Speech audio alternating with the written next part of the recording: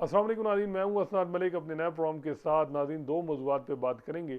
सबसे पहले बात करेंगे सुप्रीम कोर्ट में आज जो केस की समाअत हुई। मामला था बैरियर टाउन की प्रॉपर्टीज़ जो नैब नीलाम कर रहा है, उस हवाले से कि जी स्टे दिया जाए। तीन रुकनी बेंच जिसकी सरबराही जस्टिस अमीनुद्दीन खान कर रहे थे, उन्होंने मामला टेकअप किया। फारूक नायक पेश हुए बैरियर टाउन की तरफ से। स्टे तो नहीं मिला और मामला केस 13 अगस्त को तक एडजर्न हो गया है। लेकिन बैरियर टाउन के खिलाफ जितने रेफरेंसेस पेंडिंग रिकॉर्ड और रिस्पोंडेंट को नोटिस भी हो गया है। जैसे अमीनुद्दीन खान ने कहा कि दूसरों को दूसरी साइड से भी सुना जाएगा। लेकिन एक तो हेयरिंग जो समाअत है वो जल्द होगी 13 अगस्त को, यानी जल्दी जो वो केस टेकअप हो जाएगा। ये एक बात है कि लंबा केस गैर मुइन्ना मुद्दत के लिए एडजर्न नहीं हुआ। दूसरा जो सबसे अहम चीज़ जो बैरियर टाउन के हक में जा सकती है, अगर जस्टिस नईम अफगान जो है वो अगली समाअत जब होती है और उस बेंच का हिस्सा होते हैं, क्योंकि बेंच अब ये बेंच हेड जो है वो अमीनुद्दीन खान कर रहे थे। कोई पता नहीं कि अमीनुद्दीन खान साहब के साथ अगले हफ्ते कौन बैठता है। एक तो गर्मियों की छुट्टियां हैं, मे बी नईम अफगान साहब अभी रोस्टर नहीं जारी हुआ है या नहीं। नईम अफगान साहब के जो रिमार्क थे, उन्होंने नीलामी जो प्रॉपर्टीज़ की हो रही है उस पर सवालात खड़े किए हैं। नैब के कंडक्ट पे सवालात खड़े किए हैं। मामला लीगली टेक्निकली उन्होंने जो उठाया वो ये था कि जी बैरियर टाउन ने प्ली बारगेन की, पैसे वापस कर रहे थे किस्तों में। नैब लॉ में अमेंडमेंट की। अमेंडमेंट किसने की? नून और पीपल्स पार्टी ने। अब ये बात कोई पूछने वाला नहीं है कि नून और पीपल्स पार्टी ने केसेस अपने रख के सामने नैब में अमेंडमेंट की। हम भी ज़ाती तौर पे कहते थे कि जी पार्लियामेंट सुप्रीम है और पार्लियामेंट ये लेजिस्लेशन कर सकती है। लेकिन इससे बड़ा जुल्म क्या हो सकता है कि पीपल्स पार्टी और नून लीग की क़यादत ने अपने केस सामने रखे और उन केसेस को सामने रख के उन्होंने जो है वो किया है, यानी अमेंडमेंट की है। अब एक अमेंडमेंट ये थी कि अगर कोई प्ली बारगेन में अक्यूज चला गया है और वो प्ली बारगेन उनको ज़बरदस्ती करवाई गई कोर्सिव एक्शन के ज़रिए, तो वो रिजू कर दोबारा यानी उसको चैलेंज कर सकते हैं। तो हुआ ये कि बैरियर टाउन की प्ली बार्गेन तो हो चुकी थी। नैब लॉ अमेंडमेंट के बाद उन्होंने दरख्वास्त दी कि जी हमें बाई फोर्स जो है वो प्ली बार्गेन करवाएगी। वो दरख्वास्त पेंडिंग है नैब में। अब नैब ने क्या किया कि जो उनका वो कमिटमेंट प्ली बार्गेन की थी वो उन्होंने ढेर नहीं की। उन्होंने उस बुनियाद पर इनकी प्रॉपर्टीज़ जो है वो नीलाम कर रहे हैं। आज नईम अफगान साहब ने ये बात की कि जी जो है वो दरख्वास्त पेंडिंग है जो है वो नैब की, बजाय इसके कि उस दरख्वास्त पे प्रोसीडिंग होती। प्ली बार्गेनिंग तो ख़त्म हो गई है। जब एक साइड निकल गई तो इन अक्यूज़ जो बैरियर टाउन के हैं इनके खिलाफ रेफरेंस फाइल होने चाहिए और आगे कार्रवाई होनी चाहिए, बजाय इसके कि जी प्रॉपर्टीज़ की नीलामी कैसे हो सकती है, ये कैसे की जा रही। ये वो सवालात थे जिस पे बज़ाहिर लग रहा है कि टेक्निकली बैरियर टाउन का केस स्ट्रांग है। लेकिन दूसरी तरफ कोई ये पूछने वाला नहीं, ना नून लीग और पीपल्स पार्टी से, कि उन्होंने ये अमेंडमेंट क्यों की। क्या इन अमेंडमेंट से शरीफ फैमिली को फ़ायदा नहीं हुआ, पीपल्स पार्टी को क़यादत को फ़ायदा नहीं हुआ। जब इमरान खान के 190 मिलियन पाउंड केस की आई बात, तो वहाँ अमेंडमेंट से फ़ायदा नहीं दिया गया। ये भी देखें ना, इंसाफ कानून के तकाजे सबके लिए एक जैसे होने चाहिए ना। अगर किसी दौर में जो है वो पीपल्स पार्टी और नून लीग के साथ ज़्यादती हुई तो उन्होंने अमेंडमेंट के ज़रिए उस तरह अमेंडमेंट की कि चीज़ें अपने हिसाब से कर ली। तो दूसरी तरफ जो है वो इमरान खान को भी फिर बेशक उन्होंने पोलिटिकली एक कहा कि जी मैं अमेंडमेंट से फ़ायदा नहीं लूँगा, लेकिन उनके वकील ने जो कोर्ट ऑफ लॉ में तो यही बात की ना कि अमेंडमेंट आ चुकी है, इन अमेंडमेंट के बाद जो है ये केस बनता ही नहीं है 190 मिलियन पाउंड केस उनका और बुशरा बीबी। लेकिन वहाँ ये बात नहीं है। तो ये देखें ना, ये जो स्टेट इंस्टीट्यूशंस हैं ना, नैब, अकाउंटेबिलिटी कोड, इन पे बड़े सवालात उठेंगे कि अगर एक जो है अक्यूज़ड है उसका तल्लक नून और पीपल्स पार्टी से है, उससे अमेंडमेंट से रिलीज उसको फ़ायदा दिया जा रहा है, दूसरों को नहीं दिया जा रहा। तो ये एक दूसरा ये है कि मलिक रियाज पे और बैरियर टाउन पे ये बात होती है कि उन्होंने तो प्ली बारगेन मान ली थी बाई फोर्स। वो कहते हैं जी हमसे मानी गई है, जो भी खैर वो तो चीज़ हो, लेकिन यह है कि उन्होंने एक चीज़ मानी तो इसका मतलब है कि कोई लाइबिलिटीज थी, ऐसे तो नहीं मानी। तो ये बात भी तो एक है। लेकिन दूसरी बात यह है कि अगर अमेंडमेंट हुई है तो उस अमेंडमेंट का फिर अगर जरदारी साहब को और दूसरों को फ़ायदा हुआ है तो फिर इनको भी हो सकता है। तो फिर ये वो चीज़ें हैं। फिर कराची में तो बहुत सारी प्रॉपर्टीज़ जो बैरियर टाउन के नाम है, मे बी वो उनमें इंटरेस्ट किसी पीपल्स पार्टी की सीनियर लीडरशिप का हो, सीनियर क़यादत का हो सकता है कि किसी कोई बड़ा आदमी जो है उसका इंटरेस्ट हो। तो ये चीज़ें भी जो है वो रूल आउट नहीं की जा सकती। तो लेकिन नईम अफगान साहब का जो ये नमाज थे कि जी ये दरख्वास्त पेंडिंग है, दरख्वास्त डिसाइड नहीं हुई, नीलामी कैसे होगी? इससे बजाय लग रहा है कि इस पर सवाल उठेगा। लेकिन अमीनुद्दीन खान साहब कंसिस्टेंट जो उनकी अप्रोच है कि हुकूमत के हवाले से कोई बात नहीं करनी, मौजूदा निज़ाम के हवाले से, उन्होंने खैर सिर्फ केस एडजन कर दिया है 13 अगस्त को, दूसरी साइड को नोटिस कर दिया है 13 अगस्त को, बेंच बड़ा मैटर करेगा। लेकिन नईम अफगान साहब तो रिजर्व सीट में फैसला उनका जो भी है वो आपके सामने है। लेकिन वो उनकी अगर रेटिंग देखें ना इस वक्त जजेस की, जो आइनी बेंच में जज हैं, उनमें अकील अब्बासी साहब, आयशा मलिक घोगे, उनका तो सबको पता है, ये तो 7-8 लोग जज हैं जिनको साइड लाइन किया जा रहा है। लेकिन कुछ जजेस हैं जिनको समझा जाता था कि काजी फैसा के करीब हैं, वो इस सिस्टम के साथ ही चलेंगे। नईम अफगान उनमें हैं जिन्होंने इस्लामाबाद हाई कोर्ट जजेस ट्रांसफ़र को इंडोर्स नहीं किया। नईम अफगान वो हैं जिन्होंने जो है वो अभी मिलिट्री कोर्ट में सिविलियन ट्रायल को नहीं इंडोर्स किया, आज भी सवालात उठाए हैं। तो ये कंसिस्टेंट तो उनकी अप्रोच है। लेकिन नईम अफगान साहब अगले यानी हफ्ते में अमीनुद्दीन साहब के साथ बैठेंगे, ये बड़ा इंपॉर्टेंट है। फिर एक बड़ा तसर है कि 26वीं तरमीम के बाद एग्जीक्यूटिव के खिलाफ अदालतें जा ही नहीं सकती।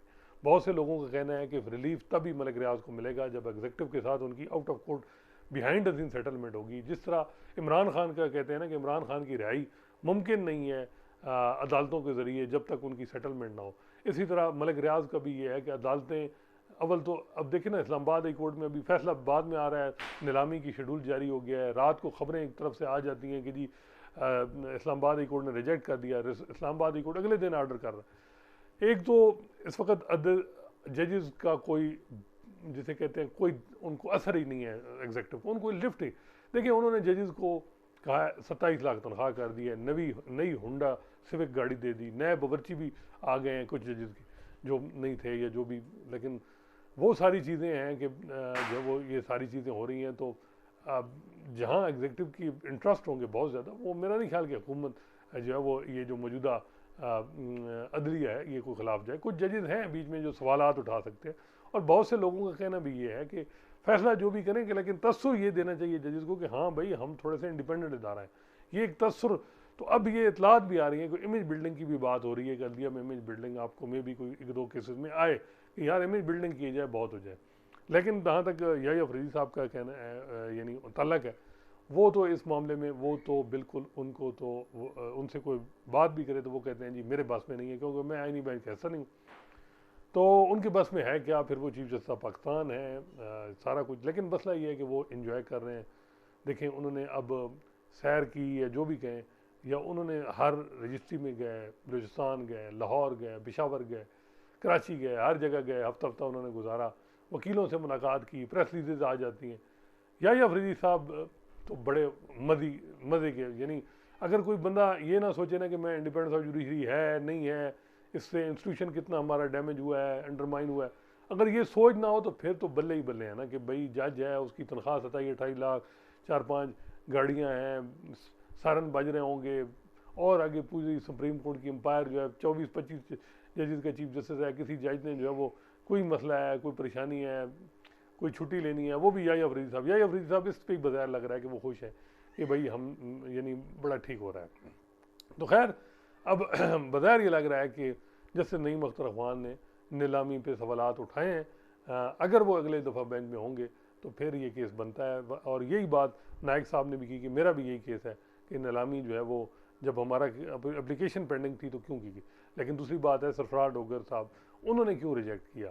सरफराज डोगर साहब ने पहले रिलीफ तो दे दिया था मार्च में, फिर उसके बाद अगर मार्च में स्टे दे दिया था नीलामी के हवाले से, होना ये चाहिए था कि नैब को प्ली बार्गेनिंग की जो दरख्वास्त थी बैरियर टाउन की तरफ से वो रिजेक्ट करनी थी, या उसके बाद चीज़ वो फारूक नायक साहब के बकौल के वो पेंडिंग है, तो वो क्यों पेंडिंग रखी हुई। ये वो सारी चीज़ें हैं जिस पे हो रहा है। देखते हैं कि क्या 13 अगस्त को बेंच कौन सा होता है और फिर क्या होता है। असल चीज़ है कि बिहाइंड द सीन मामला मलिक रियाज के ठीक होंगे तो फिर ही बड़ा रिलीफ या उनकी जान छूटेगी। उनके इतने मामला हैं, इतने वो कहते हैं पंजाबी कट्टे खुले ने, मतलब है कि वो कराची मलीर में जो मलिक रियाज के केसेस हैं 460 अरब रुपए की लाइबिलिटी, वो बीच में 70 तकरीबन 80-90 अरब रुपए दिया, बाकी नहीं दिया बल्कि कम दिया उससे भी, वो चीज़ें हैं। और बहुत से मामला हैं। तो मेरा ख्याल है कि वो उनके लिए जो है वो अदालतों से ये हो सकता है कि अदालतें यानी रिलीफ तब ही देंगी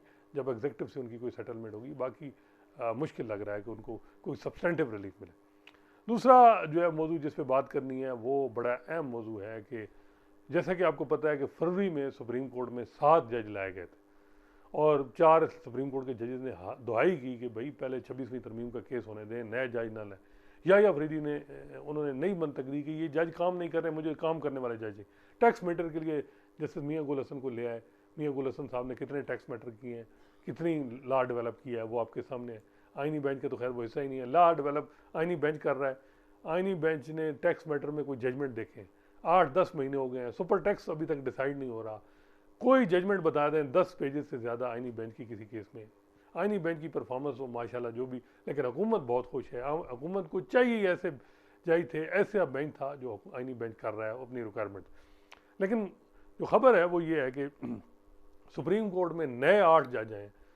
पहले आपको याद है कि सुप्रीम कोर्ट में जजेस की तादाद 17 थी, 16 जज और 17वां चीफ जस्टिस, फिर ये तादाद डबल कर दी गई और पहले 25 की गई। पीपल्स पार्टी ने कहा नहीं नहीं कम है, इसको मज़ीद करें, 33 कर दी गई।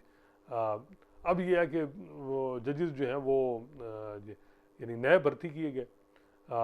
फरवरी में जज आए 7 और फिर अली बाकर नजफी साहब को, यही अफरीदी नहीं चाह रहे थे, हुकूमत ने ले आई उनको भी, अली बाकर नजफी साहब को। तो कुल टोटल 8 जज आ गए। 8 जज आने के बावजूद भी जो पेंडिंग केसेस हैं, ज़ेर अल्तवा केसेस हैं सुप्रीम कोर्ट में, वो बढ़ गए। यानी अगर आप देखें तो फरवरी में जो पेंडेंसी थी वो तकरीबन थी 55,702 मार्च में थी, और अब क्या है 57,000 से बढ़ गई है। यानी 1500-1600 केस बढ़ गया है। 8 जज फिर उन्होंने क्या किया ये कोई पता नहीं। लेकिन याही अफरीदी साहब ये बात कर सकते हैं कि जी मैं जब आया तो उस वक्त पेंडेंसी तकरीबन 60,000 थी और अब जो है वह 57,000 हो गई है, तो मेरे दौर में तो 3,000 कम हुई है। लेकिन बात यह है कि 8 जज सुप्रीम कोर्ट में आए हैं। सुप्रीम कोर्ट में देखे ना कि डोगर के दौर में जजेस बड़े थे, उसके बाद कभी इतनी तादाद नहीं रही। जब काजी फैसला ने छोड़ा तो वहाँ उस वक्त यानी 16 जज कन्फर्म थे, 2 एडहॉक जज थे 18। लेकिन फरवरी मार्च तक देखें तो 4-5 हज़ार केस यानी पेंडेंसी कम हुई। लेकिन जब नए जज आए हैं तो पेंडेंसी जो वो फिर बढ़ गई है। ये कोई समझ नहीं आ रही क्यों बढ़ी है। इसकी मुख्तलिफ वजूहात हो सकती हैं। एक तो जो बताया जा रहा है कि नीचे से इंस्टीट्यूशन जो केसेस डिसाइड ज़्यादा हुई हैं, फाइलिंग ज़्यादा हुई। दूसरी तरफ यह है कि आइनी बेंच इतना मसरूफ़ रहा, उसने फौजी अदालतों में सिविलियन ट्रायल के लिए 60 हेयरिंग की। 60 हेयरिंग करके 4 दिन बाद 7 मई को जिस दिन इंडिया ने यानी यहाँ हमला किया पाकिस्तान पे और फिर पाकिस्तान ने उसका जवाब भी दिया ठीक ठाक, उस दिन जो है वो आइनी बेंच ने भी हमला किया कि आइनी बेंच ने भी यानी कहें कि यानी फौजी अदालतों में सिविलियन ट्रायल जायज़ करा दिया। उसके बाद क्या होता है, उसके बाद ये डिटेल जजमेंट नहीं आती। मखसूस नशिस्तों हमारे गनीमत में दी जाती हैं, उसका डिटेल जजमेंट नहीं आती। इस्लामाबाद हाई कोर्ट के जजेस की ट्रांसफ़र एंडोर्स हो जाती है, उसकी डिटेल जजमेंट नहीं आती। आइनी बेंच पे ऑब्जेक्शन होता है कि जी रिव्यू में आप वो जज बिठाएं, उसकी डिटेल रीज़न नहीं आती। तो आइनी बेंच के जजेस छुट्टियों पे हैं, फिर डिटेल रीज़न क्यों नहीं आ रही, इस पर बड़ा सवाल उठ रहे हैं। एक दफ़ा आपको याद होगा कि अतर मिनल्ला साहब ने कुछ जजमेंट जो है वो डिले की, तो काजी फैसा और उनको साइन जो है अमीनुद्दीन खान साहब ने किया और सुप्रीम कोर्ट के रूल्स का हवाला दे के कहा कि जी रिटर्न जो ऑर्डर है 30 दिन में जारी हो जाना चाहिए। तो यहाँ डिटेल रीज़न क्यों नहीं आ रही? डिटेल रीज़न बहुत इंपॉर्टेंट है। फौजी अदालतों में सिविलियन ट्रायल में जो अपील का हक दिया गया है वो कितना कंडीशनली, उसकी रीज़न बड़ी इंपॉर्टेंट है। वो पूरी दुनिया की नज़रें हैं आइनी बेंच पे और आइनी बेंच हालांकि छुट्टियों पे है। अमीनुद्दीन खान साहब आजकल तो खैर आ गए हैं और काफ़ी जज 15 जज थे आइनी बेंच के। अव्वल तो सवाल ये उठता है कि अगर जो है वो आइनी बेंच के 15 जज हैं तो छुट्टियों में अगर महीना 5-5 जज बैठ जाते तो कौन सा मसला था। आइनी बेंच क्या सिर्फ ये था कि उसने 4 मकासद थे आइनी बेंच के सामने। कुछ लोग कहते हैं कि 3 मकासद आइनी बेंच ने हासिल कर लिए। 4 मकासद बल्कि कहें। इस 26वीं तरमीम के बाद जितनी जुडिशरी थी ना, उससे हुकूमत के 4 ऑब्जेक्टिव थे। एक ऑब्जेक्टिव था मिलिट्री कोर्ट में सिविलियन का ट्रायल एंडोर्स कर दिया गया। इस्लामाबाद हाई कोर्ट में जो इंडिपेंडेंट जज हैं उनको कॉर्नर करके ह्यूमिलिएट करना, जो ट्रांसफ़र है उसको एंडोर्स करना, वो भी कर दिया गया। मखसूस नशिस्तें माल गनीमत में दे के 2/3 पूरी करवानी, वो हो गई। 9 मई के मुकदमात में सज़ाएँ 305 जजेस 5 पीपल PTI के मेम्बरान को, एक्टिविस्ट वर्कर, उनको सज़ाएँ हो चुकी हैं। 2-3 अपोजिशन लीडर फारिग हो चुके हैं। ये भी यही अफरीदी साहब के उस फैसले की बदौलत हुआ है जिसमें 4 महीने में। तो ये तो ऑब्जेक्टिव हुकूमत ने 26वीं तरमीम के बाद इस अदलिया से ले ली।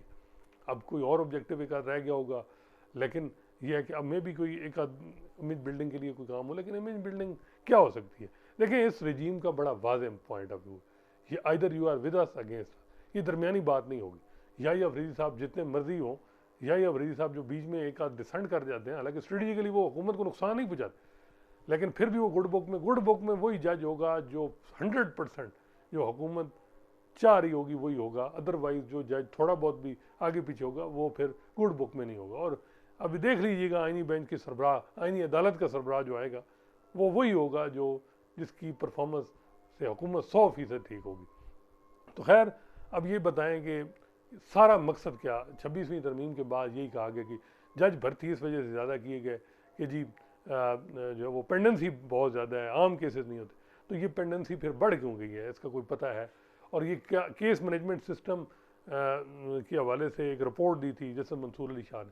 पहली फुल कोर्ट मीटिंग हुई 28 अक्टूबर को पिछले साल। तो कहा गया कि जी जस्टिस मंसूर अली शाह का जो केस मैनेजमेंट प्लान है उसको हम एक्सिक्यूट करते हैं। वो प्लान किधर गया?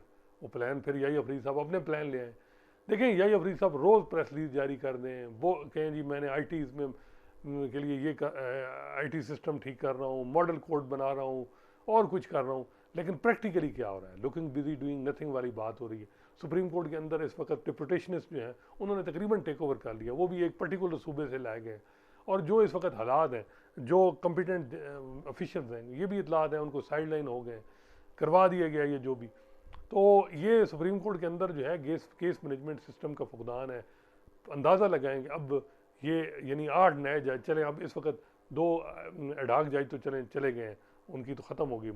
अब 24-25 जज हैं, तो पेंडेंसी के लिए प्लान क्यों नहीं एग्जीक्यूट होता? फिर मज़े की बात है, जिन जजेस की एक्सपर्टी है उनको वो केस नहीं दिया जाता। जैसे मंसूर अली शाह, जैसे मुनीब अख्तर, सबको पता है कि टैक्स के माहिर जजेस में थे, उनके पास टैक्स को क्या लग रहे हैं। वजह यह है कि वो रिलीफ कहीं दूसरी से इंडिविजुअल को ना दे दें, आम लोगों को ना दें। क्यों नहीं केस वो पॉलिसी सर्टन पॉलिसी के खिलाफ ना फैसला दे दें? मंसूर अली शाह साहब के पास टैक्स मैटर क्यों नहीं लगते? यानी लोग तो, हम तो जो टैक्स वकील जो करते हैं वो बताते हैं कि जी ये अच्छा टैक्स यानी केसेस करते हैं। अकील अब्बासी साहब भी करते थे, अभी में भी उनको पत्नी, उनको भी केस नहीं दिए जा रहे टैक्स के। वो आईनी बेंच ने भी उनको शामिल नहीं कर रहा, आयशा मलिक साहिबा को नहीं कर रहा, शायद वहीद साहब को भी नहीं किया जा रहा, क्योंकि उन्होंने जी फौजी अदालतों में सिविलियन ट्रेल केस में ये कहा था कि इंट्रा कोर्ट अपील का जो स्कोप है लिमिटेड है। उस पर मोहम्मद अली मदर साहब गुस्सा कर गए और फिर ये हुआ कि उनको आईनी बेंच का भी हिस्सा नहीं शामिल किया गया। ये हालात हैं इस वक्त आपकी अदलिया के, supreme court, apex court of the country के। तो बताएं कि किस चीज़ पे बंदा बात करे। चलें हम ये कह देते हैं कि जी इस जगह से इम्प्रूवमेंट हुई। अगर यानी सब कुछ होने के बावजूद भी तो फिर क्या मामला है ना? लोग फिर चलें पेंडेंसी, कोई लोग तो इस चीज़ के भी हैं कि जी पेंडेंसी नहीं, असल बात यह है कि लॉ डेवलप, तो लॉ डेवलप कितना हुआ? जैसे मैंने बताया कि आईनी बेंच ने तो गुज़श्ता 10 नवंबर से लेकर अब तक जो काम किया, वो 2-3 रिपोर्टेड जजमेंट दिए हैं, उनमें भी डिटेल रीज़न नहीं आई। आईनी बेंच ने अगर बताएं कि कौन सा जो जजमेंट है 15 पेजेस से ज़्यादा लिखा हो, 10 पेजेस से नहीं लिखा, ज़रूरत ही नहीं है जी, क्योंकि हुकूमत खुश है तो बात ठीक है। लेकिन लॉ डेवलप कहाँ हो रहा है बताएं? आम केसेस में तो मोहम्मद अली मदर साहब भी आर्डर लिख देते हैं, मंसूर अली शाह साहब का भी कोई आ जाता है, और भी कई जजेस का आ जाता है। लेकिन जो आईनी बेंच क्या कर रहा है, उसने तो तशरीह तो उसने करनी है, दूसरे जजेस के पास, इवन याही अफरीदी साहब के पास इख्तियार नहीं है कि वो ये करें। तो ये वो चीज़ें हैं जिस पे सवालात उठ रहे हैं, उठेंगे कि भाई ये सब कुछ सुप्रीम कोर्ट में तब्दीलियाँ लाएंगी किस चीज़ के लिए? ये पर्सन प्रिविलेजेस सब कुछ कि लोगों के, अब ये हो रहा है कि जी फाइलिंग अगर आप करें जल्दी केस लग जाएगा, तो वो इस वजह से बात हो रही है, उसकी भी पता चल जाएगा कि वो कितना यानी इफेक्टिव है। लेकिन मसला ये है कि सुप्रीम कोर्ट में यूनिटी नहीं है। जो काम करने वाले जज हैं, जिस साइड जिस पे उनको गिरफ्त थी, वो उस किस्म के केसेस नहीं लगाए जाते, उनको ऑर्डिनरी केसेस दिए जा रहे हैं, ताकि वो कहीं ऐसा ना हो कि बज़ाहिर ये लग रहा है और फिर आर्बिट्रेशन को मामला केसेस भेजे जा रहे हैं। अब मसला ये है कि सुप्रीम कोर्ट का काम है कानून और आइन की तशरीह करना, ये जो आर्बिट्रेशन जो ट्रिब्यूनल बनाए जा रहे हैं FBR के, ये तो कानून की तशरीह नहीं कर सकते। लॉ डेवलप तो जजेस ने करनी है, तो जजेस क्यों यानी इन चीज़ों से हट गए हैं। चलें ये भी ये चलें लॉ डेवलप नहीं हुआ, पेंडेंसी भी नहीं हुई, तो फिर कौन सा मकसद अचीव हुआ ये बता दें कौन सा हुआ। अगर 16 जज जो है उन्होंने 4-5 हज़ार पेंडेंसी कम की है, तो 25 जजेस ने क्यों नहीं कर सके, इसकी कोई वजह। अब कहा जाएगा कि एनी बेंच ने जी मिलिट्री कोर्ट केस में बिजी था, 60 हेयरिंग की, 60 हेयरिंग करने के बावजूद भी 6 दिन बाद शार्ट ऑर्डर जारी हुआ, उसमें भी अटॉर्नी जनरल के सिर्फ आर्गूमेंट को रिप्रोड्यूस करके ऑपरेटिव 2-3 पैराग्राफ, डिटेल रीज़न अभी मिनॉरिटी व्यू आ चुका है। जस्टिस जमाल मंदोखेर और जस्टिस नईम अफगान ने 3-4 महीने 2 महीने गलबन पहले या 3 महीने मिलिट्री कोर्ट में सिविलियन ट्रायल नहीं हो सकते, गैर आईनी है, डिटेल रीज़न दे दिए, डिटेल जजमेंट नहीं आ रही दूसरे से, मेजॉरिटी से। तो ये वो चीज़ें हैं जिस पे सवालात उठ रहे हैं, लेकिन उसका मसला ये है कि कोई जो है वो इस पर कोई सोचे तो फिर बात है। बाहर है उसको ये है कि जी वेलफेयर की बात हो रही है, वकीलों की वेलफेयर हो रही है, बस इस वक्त ये हो जाए। तो खैर देखते हैं कि क्या जो लोगों का ट्रस्ट है वो कितना और यानी वो जो है वो उसको ठेस पहुंचती है या ट्रस्ट ज़्यादा आता है। ये भी अब जल्द पता चल जाएगा जब आईनी अदालत बन जाएगी। अब एक बात ये भी हो रही है, देखें जी ये असल में जब तक आईनी अदालत नहीं बनती तो ये काम नहीं हो सकता, जजेस में ये बड़े मसाइल हैं। तो नए ये आईनी अदालत बनेगी तो तब ये पेंडेंसी ख़त्म होगी। चलें ये भी करके देख लेते हैं, ये भी देख लें, हुकूमत कर ले, पता चल जाएगा। लेकिन सारे मकसद सबको पता है, पोलिटिकल ऑब्जेक्टिव है हुकूमत, बाकी जो है वो जुडिशल रिफॉर्म इस पर कोई नहीं। याही अफरीदी साहब की कोशिश होगी, लेकिन उनकी कोशिश ही सिर्फ है, अभी तक प्रैक्टिकली कुछ नज़र नहीं आ रहा।